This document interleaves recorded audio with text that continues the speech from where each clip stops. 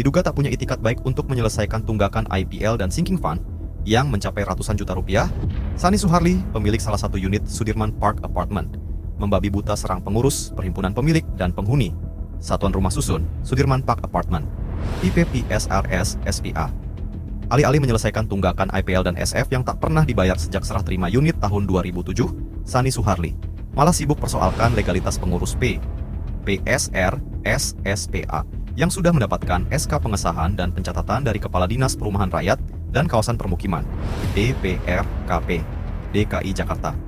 Berdasarkan penelusuran tim redaksi, SK pencatatan dan pengesahan pengurus PPPSRS SPA tersebut bernomor 28 tahun 2023 tentang pencatatan dan pengesahan susunan pengurus dan pengawas PPPSRS, hunian dan bukan hunian, Apartemen Sudirman Park Kota Administrasi Jakarta Pusat, periode 2022 sampai 2025. Tentunya, sebelum diterbitkan SK, DPRKP sudah meneliti kelengkapan persyaratan dan dokumen semua pengurus. Karena tak ada itikat baik dan beberapa kali buat onar dan teror di kantor badan pengelola, serta beberapa kali mediasi tak buahkan hasil, bahkan Sani Suharli mensomasi pengurus PPPSRS SPA lebih dahulu. Akhirnya pengurus PPPSRS SPA mengajukan gugatan perdata ke Pengadilan Jakarta Barat. Saat ini proses persidangan sedang berjalan dalam tahap pembuktian. Terbaru, muncul pemberitaan di beberapa media, yang lagi-lagi diduga sumbernya dari tergugat yang mempersoalkan akta pengesahan PPPSRS yang dituduh dibuat asal-asalan. Dengan mengatasnamakan temuan redaksi yang menyatakan notaris mengeluarkan akta dengan tidak mencantumkan nomor dan tanggal. Malah pemberitaan tersebutlah yang asal-asal, mengada-ada, dan tidak paham apa yang tulisnya.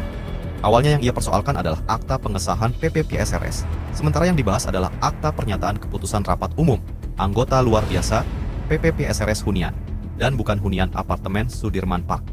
Jelas ini menunjukkan ketidakpahaman penulis berita atau sumber yang memberikan data.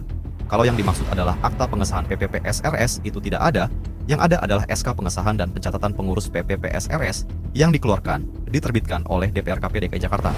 Kalau akta pernyataan keputusan RUALB itu memang dibuat oleh notaris, nomor 027 dan yang tertera tanggal 19 November 2022, terdapat lampiran akta berupa anggaran dasar dan anggaran rumah tangga PPPSRS SPA yang diupload foto cover itu adalah lampiran dari akta tersebut, sehingga memang tidak diberikan tanggal dan nomor. Di mana dalam rapat tersebut dilakukan perubahan AD/ART PPPSRS SPA menyesuaikan Pergub DKI nomor 70 tahun 2021. Perubahan AD/ART hanya salah satu agenda dalam rapat tersebut.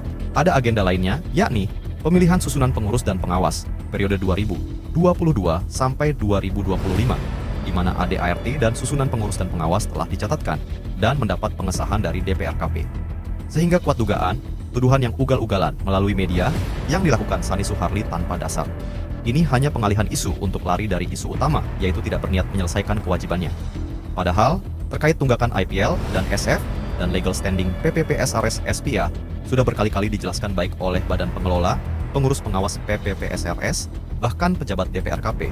Tapi Sani Suharli tetap tidak mau tahu, malah meneror dan bersurat ke sana kemari tanpa ada dasar yang jelas.